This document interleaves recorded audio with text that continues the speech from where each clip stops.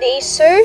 We are the Japalicious team. My name is Janice Delgado, together with my members, Kenneth Saison, Clarence Cabaneros, Raven Ladra, and also Christine Rain Apiado. As you can see in the first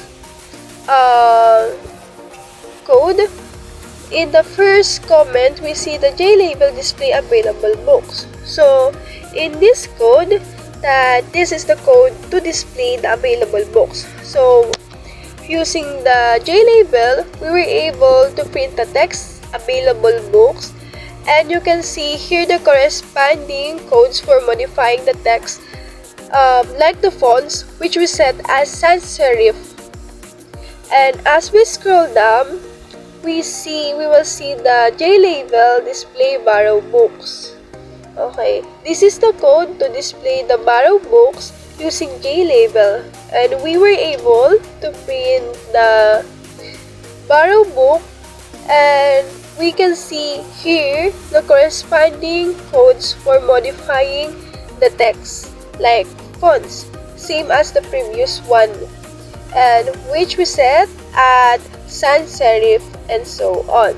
So as we scroll down, we will also see the JLabel that display the background image in the transaction panel. So this is the code for displaying the background image of the transaction panel that we use.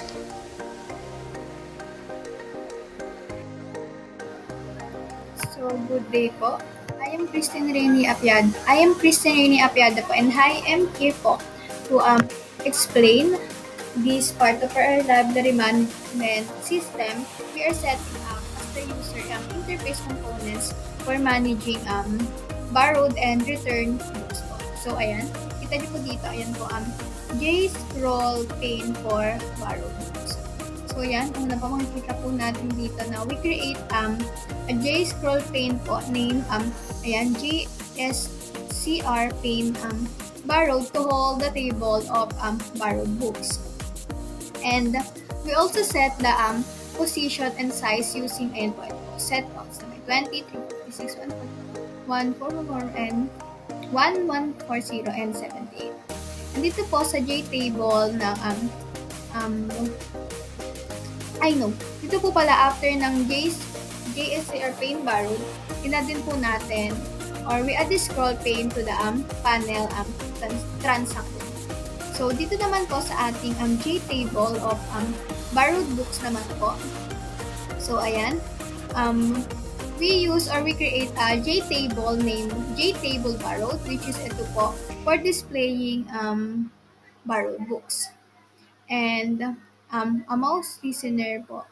And we also add mouse listener for potential future functionalities, which is currently empty pa po.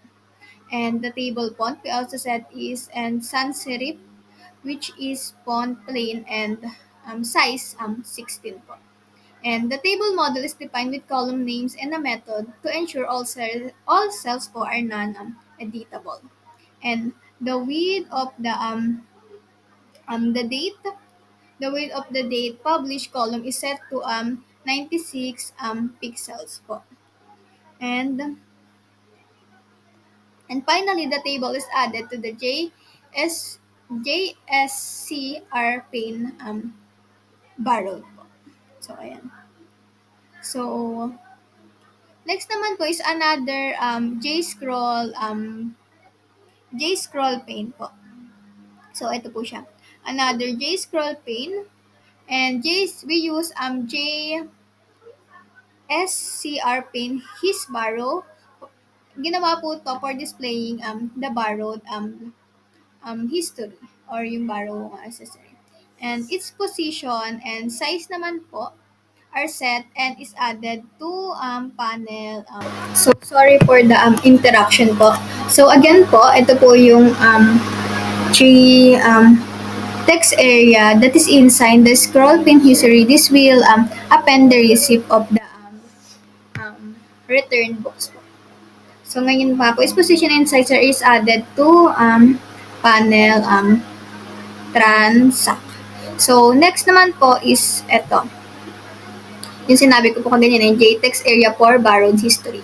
So, J text area named TXTA Borrow is created for the borrowed books, receipt, and history. And kagaya po kaganina, it is set to non-editable. And the text area is added to J's Gray Pane his borrow. And font and color settings po are also applied. So next po is itong um, J scroll bar. Ito po. J scroll bar so that the J scroll pen history can do scroll down left and right. Ayan, dito po sa J scroll bar, name S bar borrow. Created po siya and added to the row header of J SCR pane his borrow. And itong J label named IB his borrowed is created to display ito borrowed history. Content alignment settings are also applied on this, and the label is set as the column header of our JSCR pane his borrow. And next naman po is itong JScroll pane para naman sa ating return history text area. So ito pong JScroll pane name JSCR pane his return, created naman po siya to para ma-display yung ating return history. And its position and size are also set and syempre added din po siya sa panel transact. Ito naman po ang JText area named TXT. Ayan, TXTA return. Created naman po siya para sa return books, receipt, and history. And same kaganina, same po dito. It is non-editable. And the text area is added to JSCR pane his return. And font, ayan, and color settings are also applied on this. And itong J-scroll bar naman po named S-bar return is created and added to the row header of our JSCR pane his return. And ito naman po so that the J-scroll pane history can do scroll down naman po and left and right. So next naman po is ito, J-label name IB his return is created to display in return history. Font and alignment settings are applied, and the label is set as the column header of JSCR pane his return. So itong setup po na to helps create a comprehensive user interface for tracking borrowed and returned books within our library system management po. And lahat ng component dito or bawat isang component is carefully positioned and styled to ensure a consistent and of course a user experience or a user-friendly experience. That's all po. Hello guys, my name is Kenneth Saison and today i na-explain ko sa inyo yung text text search bar, yung yung yung J button search bar din yung button barrow. So start na natin. So dito muna tayo sa text field for search bar in transactions. Itong itong variable na to, siya, like, para siyang, yan yung sa Java Swings na pwede ka mag-input ng mga string or numbers, ganun. Like, parang siya yung paglalagyan mo ng sagot mo. So, yan. Doon. Kasi pwede ka maglagay ng mga strings doon, etc. Yan. Ito naman tayo sa button search bar, which is, ito naman yung part na kapag yung button search bar, yung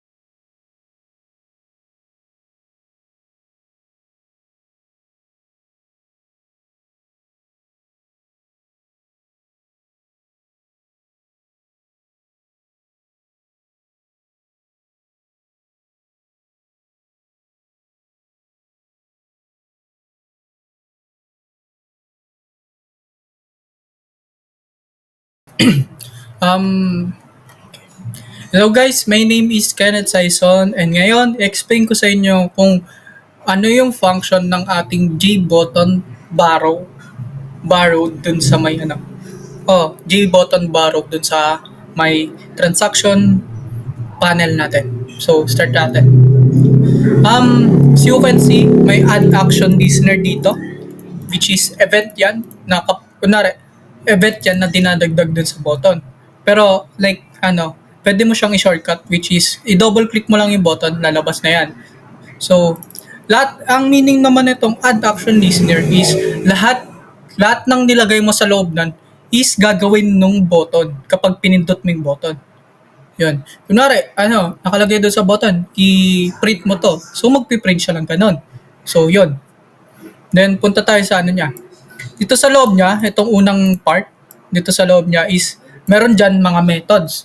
Yung methods na yan is, kinukuha niya yung mga model kada JTable. So, nandito lahat ng JTable na, JTable na present sa system natin, which is yung sa JTable transact na nasa transaction section, JTable catalog available na nasa catalog section, ito namang JTable borrowed na nasa transaction ulit section, then ito JTable catalog borrow nasa catalog section natin, then JTable list is ito naman yung nasa inventory, admin inventory natin.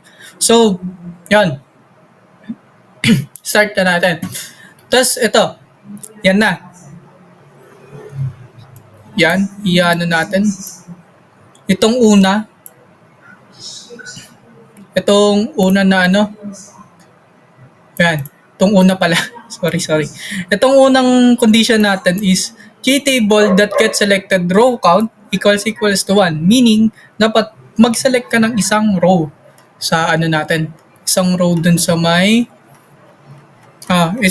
sa may JTable transact natin. Kasi nga, kapag hindi ka nag-click ng isa, pupunta na siya dito. Yan. Pupunta na siya dyan. So, Then, dun naman sa nested if niya, which is JTable borrowed dot get row count equals to 0, meaning, dapat 0 yung, 0, which is walang laman yung, JTable borrowed mo para mag-execute itong mga to. Kasi kung may laman ng isa yun, pupunta na siya dito. You have reached limit. Kasi nga parang ginawa ko yan para ginawa namin yan para malimit yung yung borrowed nung book sa isa lang. Kasi nga itong get row count basta para malimit lang siya sa isa. So dapat equal siya sa 0 bago siya magdagdag ng isa na book dun sa may JTable borrowed. So, yun, start na natin. Itong string date borrowed, gumawa lang ako ng string variable nito kasi nga hindi pwedeng ilagay ito. Itong yan dito.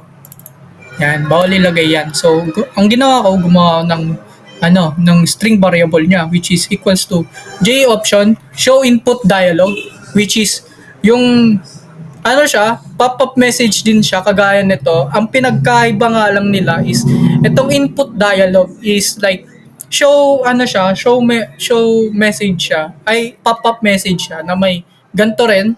Ito yung nakalagay dun sa may dun sa may parang caption niya. Then ito namang month, date, and year. Yan yung nakalagay dun sa may dun sa may parang text field niya dun sa loob ng pop-up message. Pero ang dyan, kapag pinindot mo yung button, lalabas yung pop-up message. Then ito yung nakalagay dun sa taas, parang caption niya, yan. Then may text field, dun sa loob ng text field, may month, date, year, pero naka-highlight yan. Kasi kapag nag-type ka na, then mangyayari doon, may erase yung itong month, date, and year, and then ang papalit yung tinatype mo. So, yun. Tapos, ito naman, gumawa ng array. Yan, array para para ma-store tong value nito. So, dito sa array, ang inano ko is yung, ginet ko yung value ng, model nung nasa transaction table. So, ito naman, which is, itong itong nasa loob na to, ito yung value ng row. Yan. Yung JTable dot get selected row, yan yung value ng row. Then yung itong 0, index 0 is yung value ng column. Which means, ang kukunin niya is yung nasa selected row mo na nasa selected row mo na nasa column 0. Yon. Which is kung ano man yung book title na nasa column 0 ay yung kukunin niya. Then dito naman, the same din dito, yung row count niya, yung row value niya is kung saan yung sinelect mong row, then kukunin niya yung nasa index 1 ng column niya. The same din dito, kung anong sinelect mong row, kukunin niya yung index column yung column index row niya yung column index value niya. Tapos dito rin kung anong sinelect mong row, kukunin niya yung value ng column index mo. Then dito naman automatically kung ano mang kasi nga bale dun sa may JTable meron siyang 5 na columns. Pero magsisimula siya sa 0 kasi nga sa index yung yung pagbibilang. So, 'yon. Ito naman automatic na mag-appear dun sa pang-apat sa pang-apat na row kasi pang-apat na column kasi nga hindi ko naman siya ginet value. Like sinet ko na tong value na to dun sa may pang-apat na column. So, yan. Then, ito naman, ang ginagawa naman nito is, ito na yung sa may, ito naman yung nasa may history na, which is, yan na yung nagdi-display dun sa may receipt. Ito, append, di ba nakalagay, text area borrow dot append. Itong append, ang ginagawa niya is, kunwari, kasi nga, sa JLabel, kapag may data nang nakalagay doon, tapos nilagyan mo ulit ng panibagong data, mawawala yung previous na data mo. Sa may append naman, append, yung sa may .text pala, kapag, yung may in-input kang data, tapos nag-input ka ulit ng data, yung previous niyang data is mawawala yon. Papalit yung pinaka-recent na in-input mo. Dito naman sa append, parang mag-i-store lang siya. Like, mag-i-store lang yung data na tinype mo previous, then yung recent. So, ganun, para magiging resibo siya. Then, next naman, yan. Nasa loob na is book title, tas ito nga, table trans model get value. Ito nga, yung selected row count mo yung row mo. Then, yung kung ano yung nasa column mo ay yung kukunin yung value. So, yan. Then, ito naman is mag-a-add row siya dun sa may borrow table dun sa may JTable catalog borrow mo na nasa catalog section. Dun mag-a-add siya na kung ano yung sinelect mong row dun sa may row sa may tawag doon sa may transaction mo, JTable transact mo, ayun yung mag-a-add dito sa may table TBL cat bore model, which is yung model nung JTable catalog arrow. Tapos dito naman, itong TBL cat model, which is ito naman yung model value nung JTable catalog available. Yon. Ito naman, i-remove niya yung sinelect mong row dun sa may JTable transact. So, kung ano yung sinelect mo dito, alisin niya dito sa may table cat model, which is yung nasa may JTable JTable catalog available mo.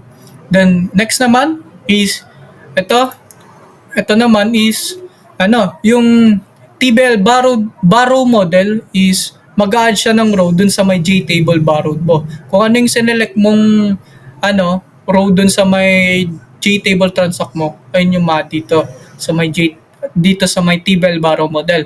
Then lastly, dito sa table trans model that remove row, kung ano yung yung sinelect mo doon sa JTable transact na row, ma-remove yun. Kasi nga ito yung, di ba itong TBL trans model, as I explained kanina na ayun yung value nung ito yung value nung model na nasa JTable transact. Then, ito namang for loop. Itong for loop na to is int I equals to JTable catalog available dot get row count. Then, semicolon. Then, I is greater than equal 0 dapat. Then, then semicolon, then mag-increment yung I na value. So, ang ginawa ko dyan, kasi nga kapag I yung nilagay mo dito, magiging 0 na yung magiging 0 na yung kakalabasan nito kasi nga ang tawag doon, kasi nga 'di ba yung yung system natin is merong 23 books in total. So, ang nangyayari kasi magiging 0 yung value nito kasi nga yung tawag doon, magiging 0 yung value niya kasi nga J-label yung ginamit natin, hindi yung text area. So hindi naman siya append, that set text yung so nagpapalit-palit yung value. So ang ginawa ko is naman ako dito ng panibagong variable, which is int j equals to JTable catalog available that get row count, para masave niya dito ayun yung ilalagay kong variable dito para masave niya yung number dito. Yan. Para kung kung ipiprint niya na lang kung ilan yung available na book doon sa may catalog natin. So, yun. Then dito naman sa next for loop is yung sabay borrow naman. Para ito yung i-appear niya doon sa may dashboard natin kung may nakaborrow ba na isa doon sa may natin, sa may system natin na may nakaborrow na isang libro. So yan, int I equals to 0 kasi nga 0 yung value, then I is less than or equal to JTable borrowed that get row count. Ang kinukuha na ko naman ngayon dito ng value is yung JTable borrowed natin. Then magi-increment yung yung I kapag yung value nung etong 0, magi-increment yan hanggang sa mapunta dito sa may value nitong, hanggang maging equal siya dito sa value ng JTable get row count, that get row count. So yan set text J-label yan, that set text, then I, then yun, tapos na. Then ito nga, kapag else, kapag meron ng laman yung JTable borrow natin, yan mag-print siya ng you have reached the limit kasi nga isa lang dapat. Then dito naman sa else, nung kapag hindi ka pumindot ng isa, yan, pag di ka pumindot naman ng isa, then yan, ito naman, itong if na to, ang condition dito is JTable borrowed that get selected equals to 0. Yan. Ang naman ito, yung kapag clinic mo yung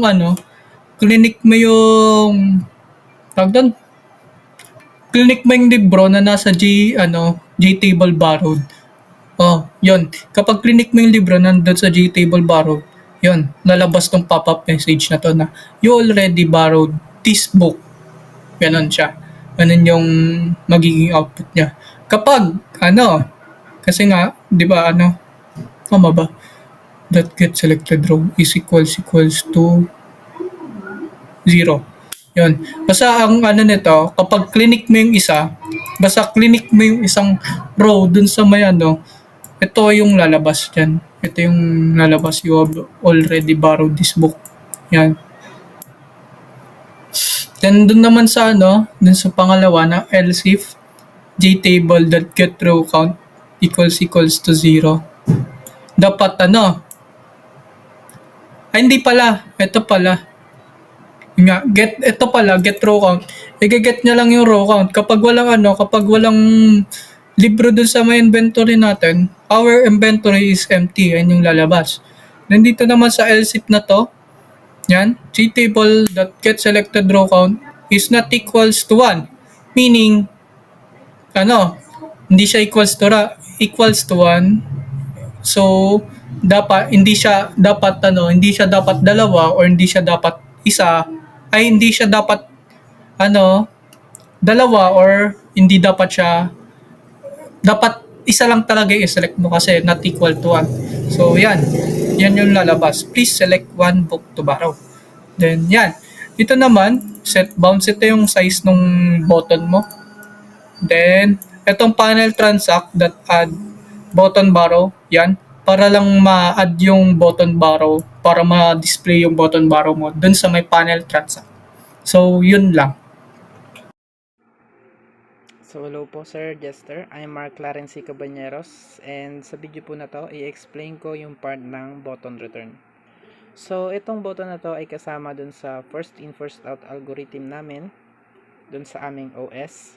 So ito yung button na nagre-return dun sa books na hiniram ng user in a way na parang first in first out algorithm siya. So to declare the button, ito yung mga corresponding codes niya. So, yung first line natin, JButton, ito, JButton. Ito yung variable name, btn return, is equals to new JButton, at ito yung nakalagay dun sa, or yung text na nakalagay dun sa button natin, which is yung return nga. So, para ma-modify natin tong text na to, tong return text na to, ito yung sumunod na line ng code ay yung corresponding code para ma-modify siya. So, btn return, ito yon yung JButton natin, variable name niya, btn return dot set font, new font, sans serif, ito yung font niya, at ito yung font type, naka-bold, font dot bold, at ito yung font size niya, which is yung 15. So, punta naman tayo dun sa ginagawa ng button natin kapag ka in-interact siya ng user. So, ito yung corresponding code niya, sa third line, btn return, ito yon yung JButton natin. That add action listener. Ito nga yung parang action na gagawin ng button natin kapag ka in-interaction ng user. So, maggagawa tayo ng method, which is ito nga yung i-execute ng ating add action listener. Public void action performed. So, ito yung method.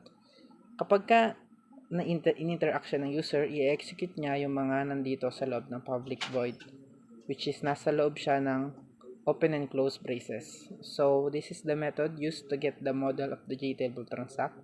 So, para dito sa button return natin, kinakailangan niyang kunin yung mga model ng ating previous models na in-explain ng aking mga ka-group.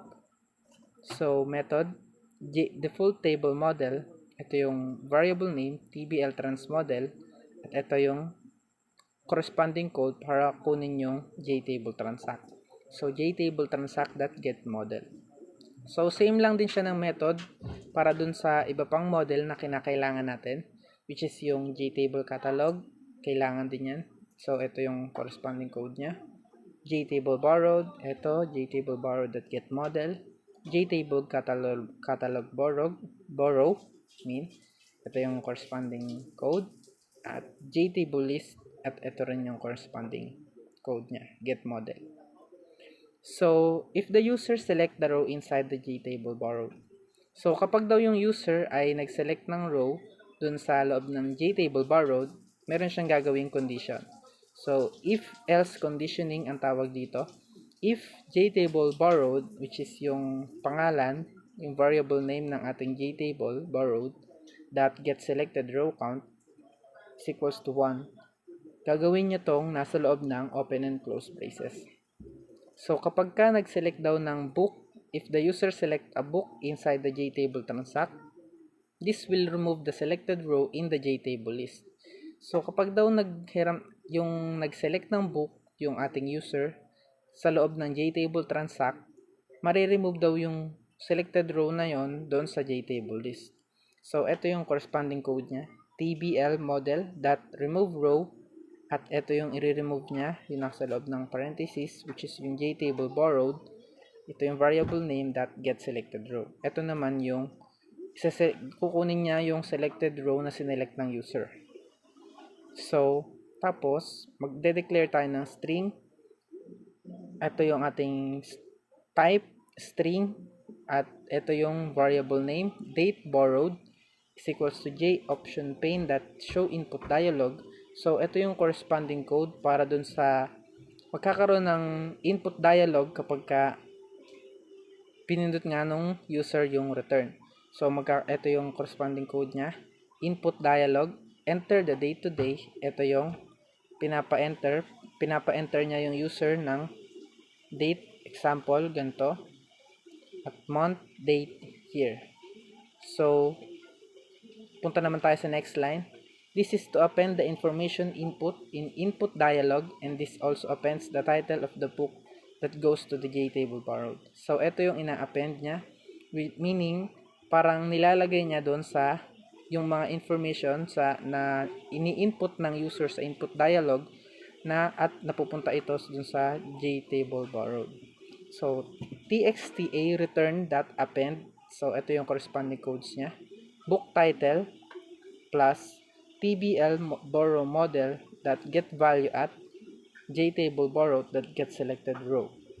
So ito yung tbl borrow model natin, yung gineget niya yung value na nakalagay din nga sa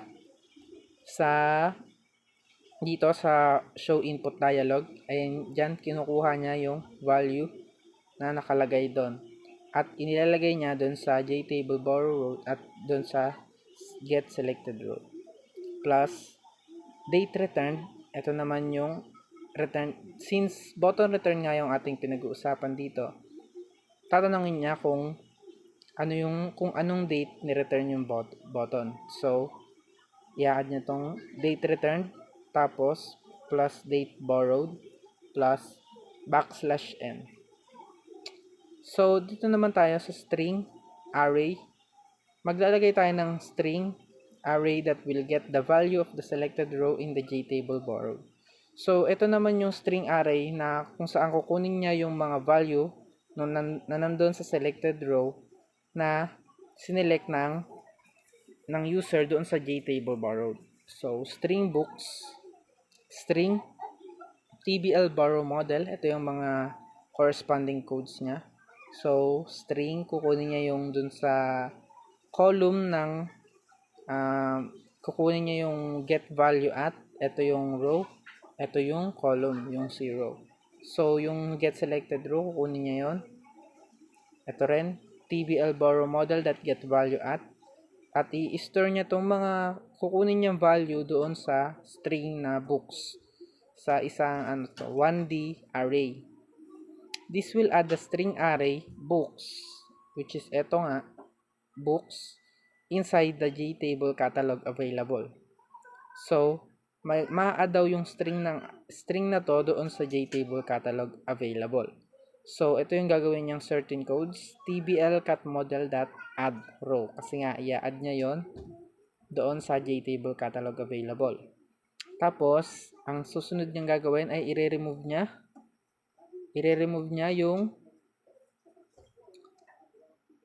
niya naman yung row dun sa JTable catalog borrow na sinelect sa JTable borrow. So ito yung certain codes niya, tbl cat borrow model that remove row JTable borrow that get selected row. So ayun nga yun. So this will add the string array books inside the JTable transact. Ayun nga yun, tbl trans model that add row. Tapos i-remove niya yung selected row inside the JTable borrowed, tbl borrow model that remove row. Add the string books inside the JTable list, tbl model that add row. For loop that will display the number of available books at the dashboard. So ito naman daw yung for loop para i-display yung available books doon sa dashboard. For int I is equals to JTable catalog available that get row count. So ito yung condition niya.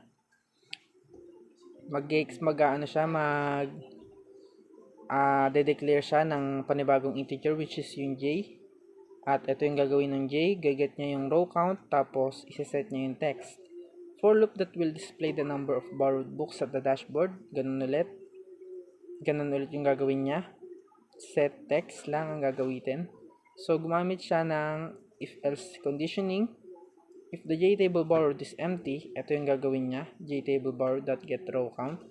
So, dito naman sa else natin, ito yung gagawin ng program kapag hindi nag-type yung ating user. So, parang ito yung error dialog kapag hindi nag-type yung ating user. So, ito yung gagawin niya. JOption pane.show message dialog.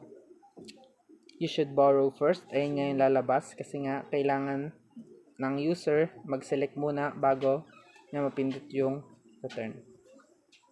So, if the user selects 2 or more books, or if the user select nothing, ito rin yung gagawin niya. Itong corresponding code na to. It will display a pop-up message. And ito yung pop-up message niya. Please select one book to borrow. So, ito yung error message. And that's how our button return works. Thank you. Okay, so hello sir. My name is Jan Raven Ladra.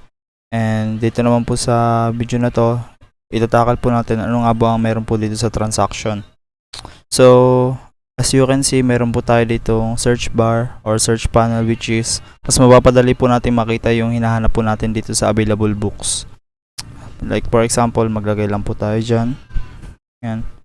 Paglagay po tayo ng R or kahit ano po, lalabas po siya dyan sa ating available books. Yan, mag-a-appear po siya dyan para hindi na po tayo mahirapan maghanap. Yan, pakita lang po natin.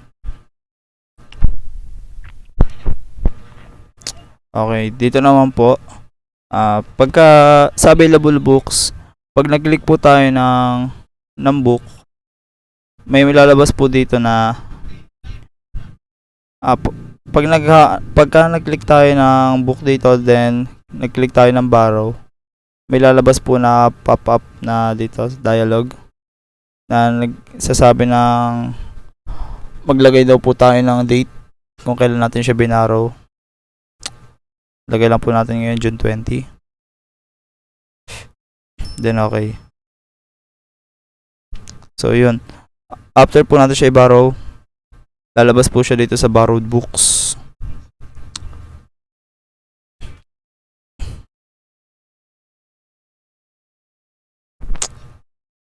And dito po, nung nag-borrow po tayo ulit ng isa, may lumabas pong pop-up message na you have reached the limit.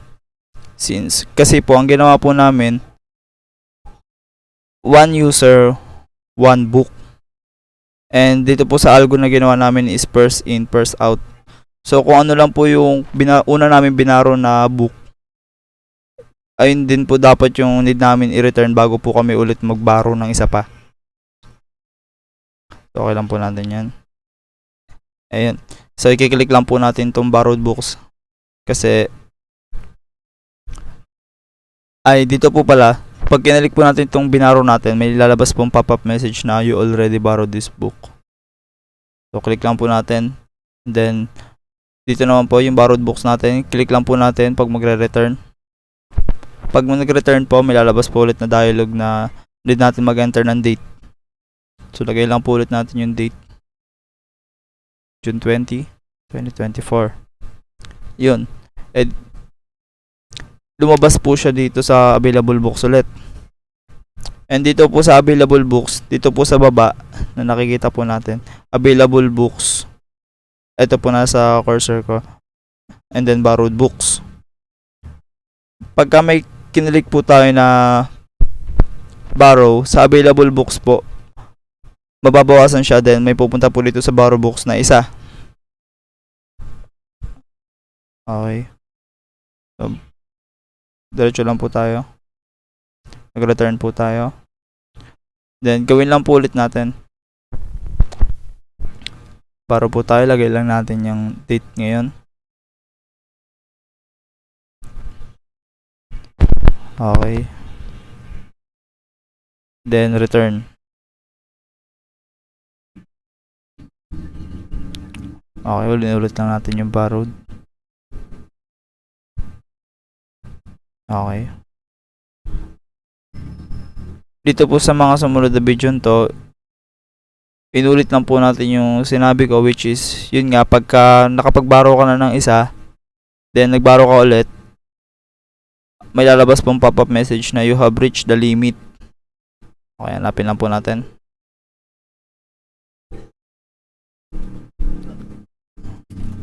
Ayan, you have reached the limit. Since mayroon nga po tayong algo dito na first in, first out, and one user, one book lang. Okay, then click natin to, return. May lalabas sa dialog. Enter the date today. Lagay lang natin yung date bukas, which is June 21. Then yun, mag-appear po siya dito sa borrowed history and returned history. Okay, so yun lang po. Thank you po.